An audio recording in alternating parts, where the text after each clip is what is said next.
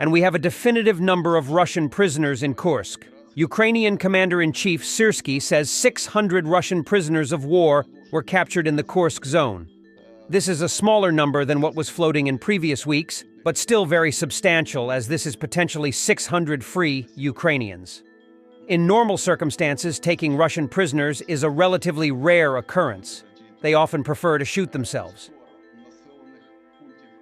Rylsk, Kursk zone, a Ukrainian FPV drone, attacked a vehicle on the bridge today, pointing to the continuing Ukrainian activity in the area.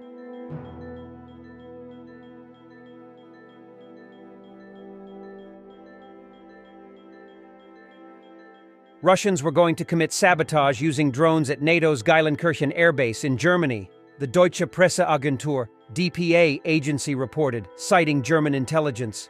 There are 14 Boeing E-3A airborne warning and control system AWACS aircraft based at the Geilenkirchen airfield, equipped with long-range radars and sensors capable of detecting air and surface targets at long distances. Such aircraft flies at an altitude of 9,150 meters and covers a surveillance area of more than 300,000 square kilometers. Earlier this year, the Russian armed forces lost two similar Russian-made A-50 reconnaissance aircraft. Rybar weighs in on the rumors of a Ukrainian operation in the Kherson region, primarily focusing on the possibility of a large-scale landing operation. They take into account problems that the current Russian group in the area has, but do suspect this may be another part of the Ukrainian intelligence operation. As in the neighboring Zaporizhia direction, satellite reconnaissance assets in Kherson region are actively working in the interests of the Ukrainian armed forces, filming air defense position areas, potential headquarters locations, and possible landing sites for both boat and helicopter landings. At the same time, personnel and UAVs are being accumulated in Odessa for the future operation. Only in open sources there are hundreds of unmanned boats and UAVs. In reality, their number may be approaching 1,000. It is worth considering that there have been no massive UAV strikes for a long time, so the Ukrainian armed forces have certainly managed to accumulate them. The enemy is considering the possibility of a combined attack with drones and UAVs on Crimea, as well as on objects on the Tendra and Kinburn Spits. Judging by the plan, they will be followed by a boat landing in several places, followed by an attempt to expand the control zone. Another stage of the plan involves the landing of several sabotage and reconnaissance groups in the area of large settlements in the south of the region, with the aim of attacking headquarters for the general disorganization of command. One of such areas could be the Zhelezny port, Lazurnoye, Skadovsk line. If we assess the security of the coastline as a whole, then this option certainly cannot be ruled out. As for the Dnieper Island zone, a repeat of the Ukrainian armed forces operations following the example of Krinky and Kazachi Lagery is unlikely. According to incoming information, Russian servicemen confidently hold a significant part of the islands, while the Ukrainian command is preparing for an offensive on the Spits. And given the problems of the local group of the Russian armed forces, and in the event of a combination of the operation with the beginning of the offensive in the Zaporizhia region, the situation could take on a much more threatening character. This is exactly what the Ukrainian command is counting on. At the same time, the fact that some enemy plans are being gossiped about in almost every smoking room in the south of Russia, it is not entirely excluded that information is being deliberately leaked about preparations for an offensive.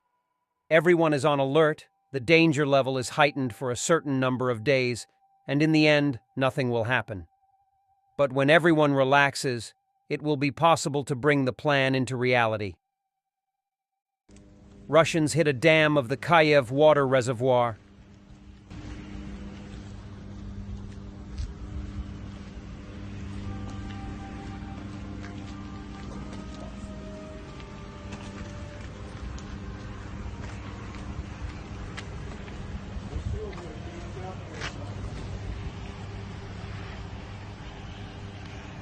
Russian missile launched towards Ukraine this morning went off target and hit a body of water.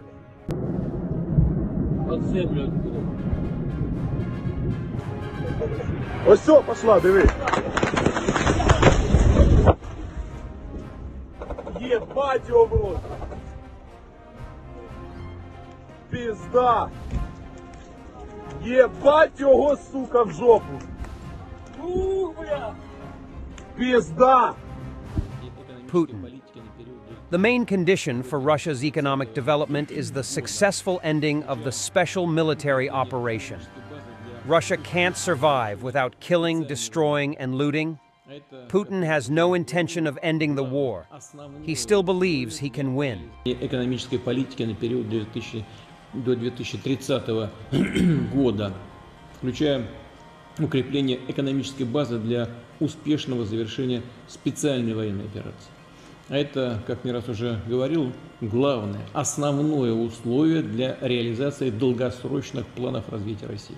Syrski admits the Kursk incursion failed to divert Russian forces from Pokrovsk. Могли б розказати нам про наслідки Курської операції для зони Покровська? Бо ситуація біля Покровська дедалі погіршується. Багато ваших солдатів кажуть, що їх переважає ворог у живій силі, у техніці.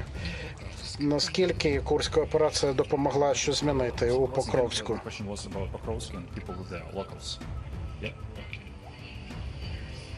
І вплив Курську. Ну, тобто вплив Курську на Покровськ, і, наскільки я почув теж правильно, мова про місцевих Покровську з військової точки зору. Ну, ви знаєте, Я не чув запитання. одне з завдань проведення наступальної операції на Курському напрямку якраз і було відволікання значних сил противника з інших напрямків. В першу чергу це стосується Покровського, Курахівського напрямку.